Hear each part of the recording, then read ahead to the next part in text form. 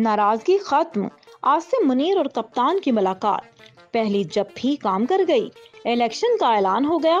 अल्हम्दुलिल्लाह, जिस खबर का इंतजार था वो आ गई, दूरियां खत्म होने लगी, दोस्ती के लिए पहला कदम बढ़ गया, मुल्क और कौम की खातिर दोनों फरीक मोम हो गए। अवाम को जिस घड़ी का इंतजार था, आखिरकार वो घड़ी आ ही गई।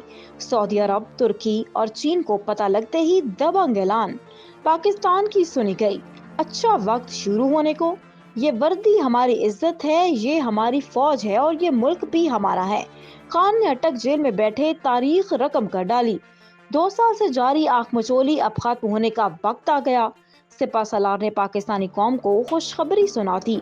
सब गिले शिकवे एक तरफ, सबसे पहले पाकिस्तान। निगरान हुकूमत ने एक और बड़ी कामयाबी हासिल कर ली, मुल्क को खतरनाक बहरान से बचा लिया। सिपा सलार जनरल आसिम मुनीर ने अपने हालिया बयान में क्या कहा? इमरान खान को कब तक जेल से रिहा किया जाएगा? खान और इदारों के माबैन हालात ठीक होने से मुल्क का क्या फायदा होगा और इससे इलेक्शन का ताल्लुक क्या है? आज की इस वीडियो में इन्हीं अहम तरीन सवालात पर तफसील से बात करेंगे। वीडियो में आगे बढ़ने से कबल आपसे गुजारिश है कि हमारे चैनल को सब्सक्राइब करें और वीडियो को व्हाट्सएप और फेसबुक पर भी शेयर करें। दोस्तों, दूरियां खत्म होने लगी। पाकिस्तान में अदम इस्तेहकाम पैदा करने वालों को मुंह की खाना पड़ी। जनरल आसिम मुनीर की दलेरी और खान के बड़ेपन ने नामुमकिन को मुमकिन कर दिखाया। मुल्क के हालात ठीक करने के जाने पहला जबरदस्त कदम, महंगाई और मौशी अदम इस्तेहकाम को दफन करने का फैसला आ गया। निगरान सेटअप ने आते ही बड़े काम कर दिखाए। आईना 24 घंटे, खान की रिहाई और पीटीआई के लिए अहम। लंदन बैठकर कल तक खुशियां मनाने वालों की हवाइयां उड़ गईं। खान के साथ ताकतें भी शामिल। पाकिस्तानी कौम को सुख का सांस आ गया। लेकिन सिपा सलार ने अपनी आखिरी तकरीर में ऐसा क्या कहा और क्या ये रंजिशें हमेशा के लिए खत्म होने वाली हैं? नाज़रीन, बिला ताखीर मौजू का आगाज करते हुए आपको बताते चलें कि माजी में साबिक वज़ीर आज़म पाकिस्तान इमरान खान को इक़्तिदार से हटाकर एक हुकूमत लाई गई, जिसके बाद खान साहिब और इदारों के माबैन ताल्लुकात शदीद खराब हो गए।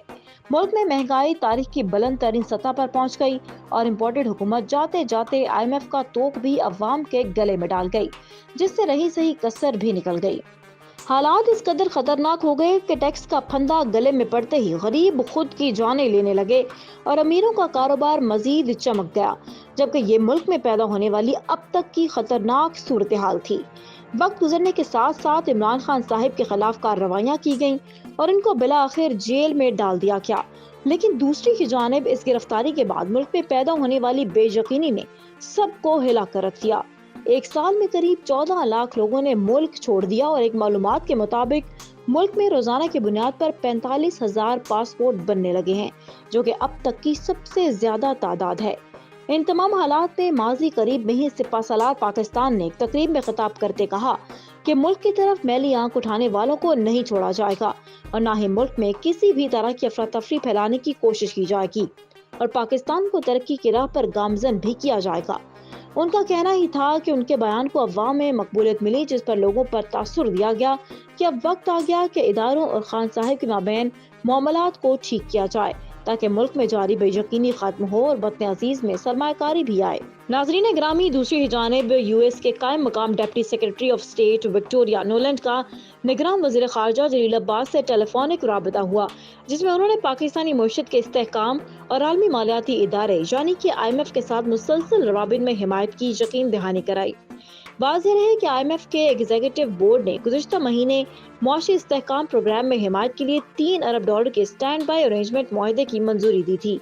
26 अगस्त को निगरान वज़ीर खजाना शमशाद अख्तर ने IMF के अमले के मिशन के साथ तारुफी बातचीत भी की। इस हवाले से रिपोर्ट किया गया कि उन्होंने वादा किया कि निगरान हुकूमत मुआशी इस्तेहकाम को यकीनी बनाने के लिए $3 अरब के स्टैंड बाई अरेंजमेंट के तहत किए गए पॉलिसी इकदामात पर साबित कदमी से अमल दरामद को यकीनी बनाएगी।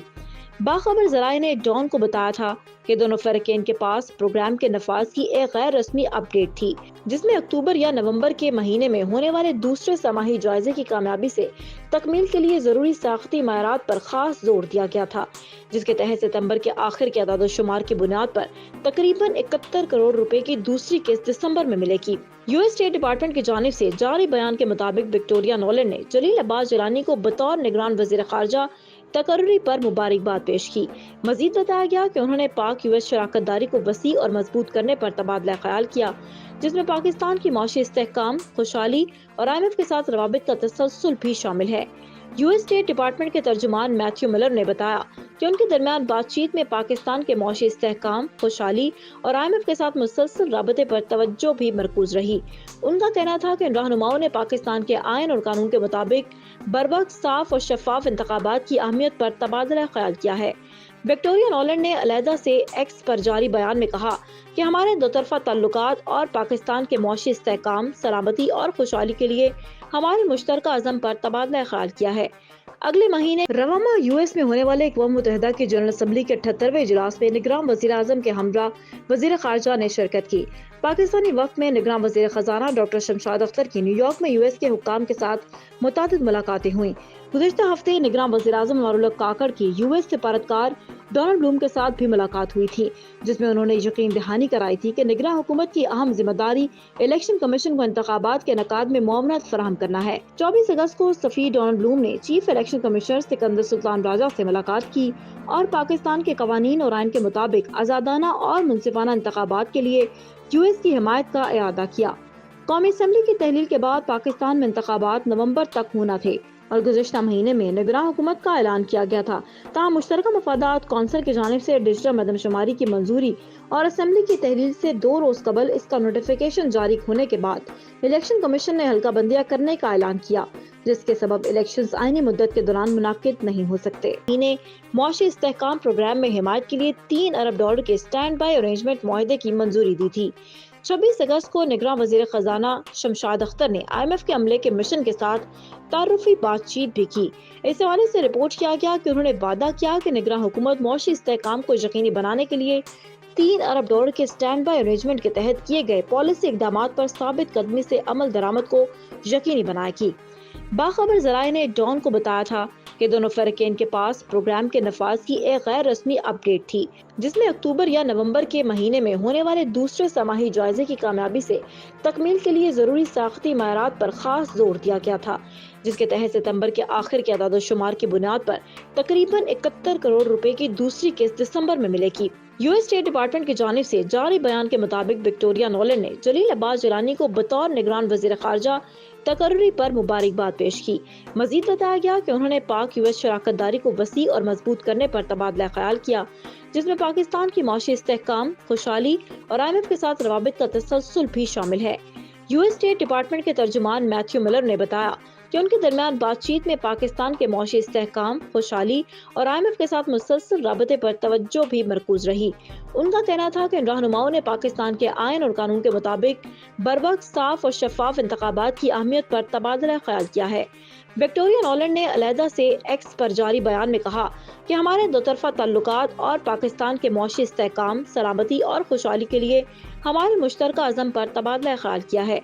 اگلے مہینے رواں یو ایس میں ہونے والے اقوام متحدہ کی جنرل اسمبلی کے 78ویں اجلاس میں نگراں وزیر اعظم کے ہمراہ وزیر خارجہ نے شرکت کی۔ پاکستانی وفد میں نگراں وزیر خزانہ ڈاکٹر شمشاد اختر کی نیو یارک میں یو ایس کے حکام کے ساتھ متعدد ملاقاتیں ہوئیں۔ گزشتہ ہفتے نگراں وزیر اعظم انوار الحق کاکڑ کی یو ایس سفارتکار ڈونلڈ بلوم کے ساتھ بھی ملاقات ہوئی تھی، جس میں انہوں نے یقین دہانی کرائی تھی کہ نگراں حکومت کی اہم ذمہ داری الیکشن کمیشن کو انتخابات کے انعقاد میں معاونت فراہم کرنا ہے۔ 24 اگست کو سفیر ڈونلڈ بلوم نے چیف الیکشن کمشنر سکندر سلطان راجہ سے ملاقات کی اور پاکستان کے قوانین اور آئین کے مطابق آزادانہ اور منصفانہ انتخابات کے لیے یو ایس کی حمایت کا اعادہ کیا۔ قومی اسمبلی کی تحلیل کے بعد پاکستان میں انتخابات نومبر تک ہونا تھے اور گزشتہ مہینے میں نگراں حکومت کا اعلان کیا گیا تھا، تاہم مشترکہ مفادات کونسل کی جانب سے ڈیجیٹل مردم شماری کی منظوری اور اسمبلی کی تحلیل سے 2 روز قبل اس کا نوٹیفیکیشن جاری ہونے کے بعد الیکشن کمیشن نے حلقہ بندیاں کرنے کا اعلان کیا، جس کے سبب الیکشنز آئینی مدت کے دوران منعقد نہیں ہو سکتے۔